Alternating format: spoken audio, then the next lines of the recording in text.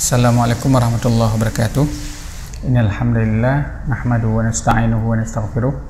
Allahumma shalli wa sallim wa barik ala habibina wa mustafana Muhammad bin Abdullah wa ala alihi wa mawalah ma ba'd. Para pemirsa yang dimuliakan oleh Allah Subhanahu wa taala, ayahanda, bunda, sahabat, teman, rekan, kolega, dan para penonton semua yang dimuliakan oleh Allah, alhamdulillah telah hadir sebuah karya sederhana dari kita yang berjudul 55 Ulama Karismatik Aceh. Buku ini pada awalnya kita tulis di tahun 2020, tepatnya 23 Januari. Sebelum pandemi kita mulai menulis satu persatu tentang ulama Aceh, dan di dalam buku ini memuat 55 ulama karismatik Aceh yang sudah berkontribusi positif untuk membangun narasi, peradaban, dan keilmuan serta jejaring para ulama di Aceh. Mungkin pada kesempatan yang singkat sejenak ini kita hanya menjelaskan mewakili dari 55 orang ulama ini, 3 ulama saja yang kita sampaikan secara sekilas untuk mewakili semuanya, karena memang semuanya adalah figur-figur terpilih dan mereka umumnya sudah kembali ke hadirat Allah Subhanahu wa taala dengan pengabdian, dengan ketulusan, dan para murid-murid serta lembaga pendidikan yang mereka tinggalkan yang sekarang dewasa ini masih ada. Para pemirsa yang dimuliakan oleh Allah, pada ring pertama ini kita melihat ada sosok yaitu Syekh Abdul Rauf bin Ali Al-Fansuri. Semua kita mengenal beliau dengan sebutan Tengku Syekh Kuala, seorang ulama Aceh yang kiprahnya bukan hanya di Aceh, bukan hanya di Indonesia, bahkan di Asia Tenggara dan Nusantara, bahkan mancanegara. Salah satu karya beliau yang kemudian menjadi referensi di Malaysia, Brunei, Thailand, Patani, dan bahkan dicetak di Mumbai, India, yaitu Kitab Tarjuman Al-Mustafid, yang merupakan tafsir pertama dalam bahasa Melayu yang ditulis oleh Syekh Abdul Rauf Ali Al-Fansuri atau Syekh Abdul Rauf Singkil, yang diperkirakan lahir 1615 atau 1620, wafat 1697. Beliau muridnya banyak, ada di Padang, Sumatera Barat, seperti Syekh Burhanuddin Ulakan yang dikenal dengan Tuanku Ulakan. Kalau kita ke Jawa Barat ada Syekh Abdul Muhyi Pamijahan, juga murid beliau.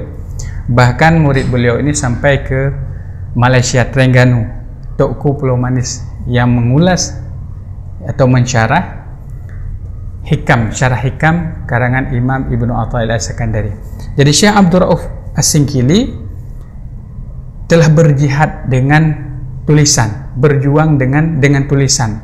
Karya beliau Mir'atul Tullab dan kitab-kitab yang lain menjadi referensi oleh para scholar, para peneliti di Indonesia dewasa ini. Banyak para doktor, bahkan profesor yang muncul ataupun lahir dari karya Syekh Abdul Rauf meneliti karya beliau, dan beliau adalah salah satu sumbu jejaring ulama Nusantara.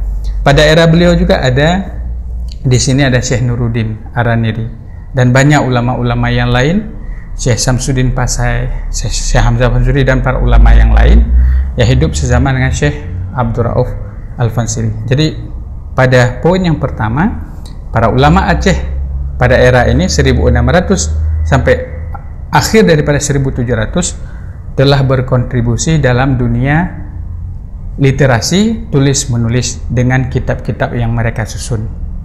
Yang kedua, karena kita singkat menjelaskan tentang buku ini, tapi mudah-mudahan bisa menjabarkan apa isi yang telah kita tulis sekitar 300 halaman ini. Yang kedua ada Tengku Cik Ditiro. Ini beliau lahir sekitar 1836 dan beliau memimpin perang Aceh karena Belanda mengultimatum pada tahun 1873 agar Aceh menyerah tanpa syarat. Tapi para pejuang Aceh dengan semangat keislaman mereka berjihad dengan mengangkat senjata. Ini beliau memimpin 1881 sampai 1891, perang yang sangat dahsyat. Di antaranya Tengku Cik Ditiro dibantu oleh para ulama yang lain seperti Tengku Cik Kutakarang, Abbas Kutakarang, Tengku Cik Abdul Wahab Tanoh Abe, Tengku Panglima Polim, ayah dari Abu Kurungkale namanya Tengku Haji Muda Kurungkale, Tengku Cik Ahmad Tanoh Merah, Tengku Panglima Polim, dan banyak Tuanku Hashim Bangta Muda, dan banyak lagi para pejuang-pejuang yang lain, termasuk Cut Nyaddin, Tengku Umar, Tengku Fakinah, dan ulama atau pejuang lainnya. Nah, Tengku Cik di Tiro ini, nama asli beliau adalah Syekh Muhammad Saman. Beliau belajar dengan paman beliau, namanya Tengku Muhammad Amin Dayah Cut, Tengku Cik Dayah Cut. Kemudian setelah beliau alim, beliau belajar juga di Aceh Besar dan menyempurnakan keilmuannya di Arab. Dan beliau memimpin perang yang sangat dahsyat. Jadi pada fase yang kedua kita bisa mengambil kesimpulan para ulama Aceh telah berhasil berjuang dengan senjata. Sekitar 30 tahun dari 1873 sampai 1903 para pejuang yang luar biasa berjuang, dipimpin oleh Tengku Cik di Tiro, dipimpin oleh anak beliau Tengku Amin Tiro, Tengku Mahid Tiro, dipimpin oleh Tengku Umar, dan sampai diakhiri dengan perjanjian damai pada tahun 1903. Disimpulkan bahwa pada fase ini banyak ulama-ulama yang berjuang melalui mengangkat senjata, termasuk Tengku Cik Pantikulu yang kita kenal, Tengku Cik Panti Gelima, Tengku Cik Payah Bakung, dan para ulama yang lain. Begitu banyak yang tidak mungkin kita sebutkan satu persatu. Di sini ada kita sebutkan beberapa orang, termasuk nanti ada Tengku Cik Lambirah, ada Tengku Ja'far Lamjabat, ada Tuanku Raja Kemala, dan para ulama yang lain. Para pemirsa yang dimuliakan oleh Allah Subhanahu wa Ta'ala, di dalam buku 300 halaman ini kita mengambil fase yang ketiga. Ya, karena kita 3 catatan saja. Catatan yang ketiga bahwa para ulama Aceh sudah berhasil membangun peradaban dengan lembaga-lembaga yang mereka dirikan. Dayah pesantren yang hari ini kita kenal. Ini muncul sekitar tahun 1912. Karena 1903 perjanjian damai. Aceh diwakili oleh Tuanku Raja Kemala, itu salah seorang ulama juga keturunan raja-raja Aceh, dan Tengku Panglima Polim, Tengku Ali Panglima Polim. Jadi 1903 Aceh melihat perjanjian, melihat bahwa Aceh harus berdamai. Nah, 1904 para ulama berinisiatif mengalihkan perang persenjataan dengan perang keilmuan, yaitu dengan membangun lembaga-lembaga pendidikan. Sehingga Tuanku Raja Kemala, nama beliau Tuanku Musa, berangkat ke Arab sekitar 4 tahun. Beliau sudah alim, sudah pernah belajar dengan Tengku Cik Panti Gelima, Tengku Cik Dorab, dan para ulama yang lain, dan memperdalam keilmuannya di Timur Tengah. Jadi beliau berangkat ke Timur Tengah 1904 dalam usianya 26 tahun. Kemudian beliau pulang dalam usia 30 tahun 1908.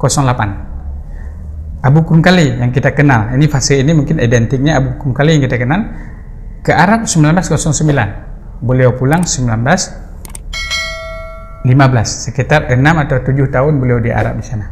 Nah, baru para ulama berinisiatif membangun kembali dayah-dayah yang sudah terbengkalai ketika terjadi perang Aceh.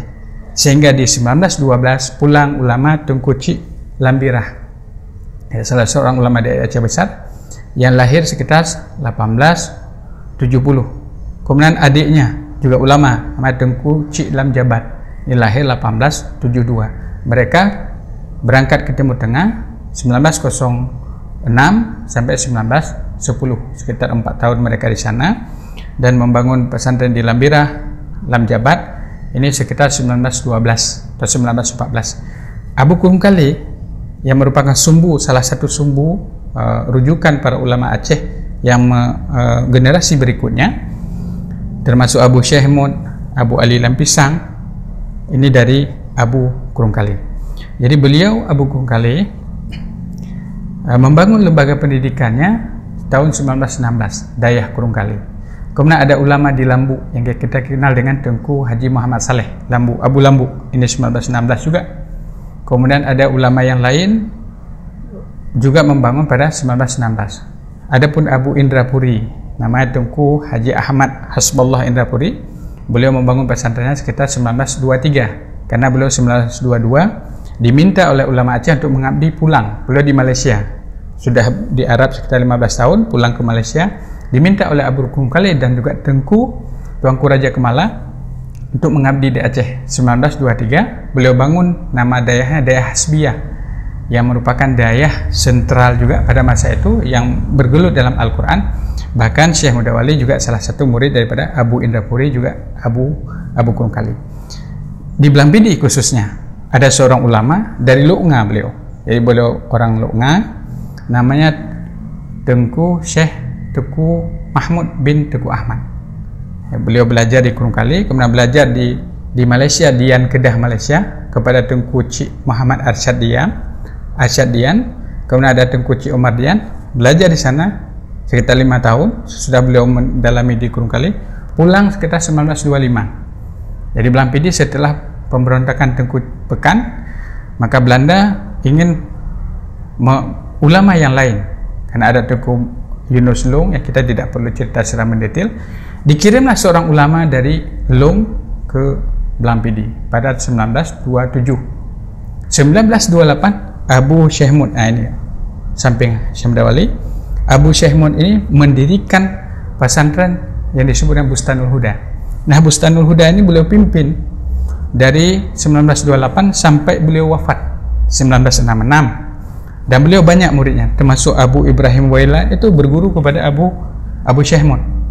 Banyak sekali para ulama yang Abu Syehmud, termasuk Syekh Mudawali juga murid dari Abu Syehmud ini.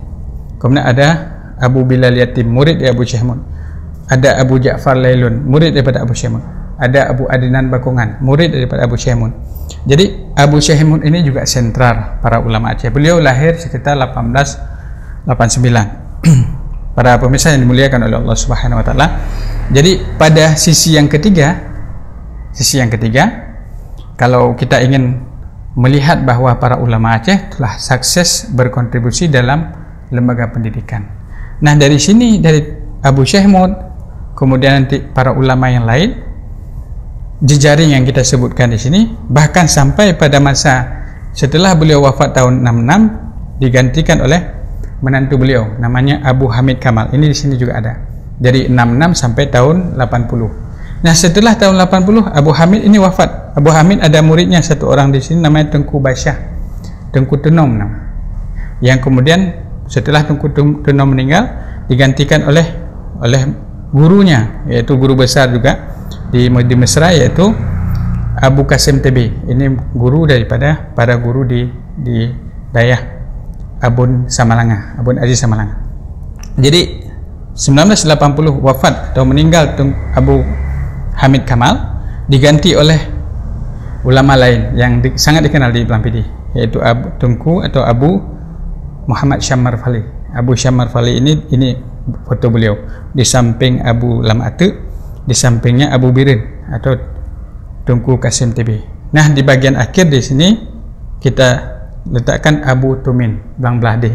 Ini ulama yang termasuk sepuh di Aceh, lahir 1931. Dan sebenarnya ada beberapa ulama yang lain, tidak mungkin kita sebutkan fotonya satu persatu. Bahkan ada salah seorang ulama yang kemarin baru wafat dalam belum sampai 1 bulan, yang sangat dirasakan kehilangan oleh masyarakat Aceh, yaitu Abu Daud Lung Angen, atau nama beliau Abu Muhammad Daud bin Ahmad Lung Angen atau Abu Luk Nibung. Ini lahir 1941. Beliau 1960 berguru kepada Abu Abdul Aziz Samalanga atau Abun Samalanga.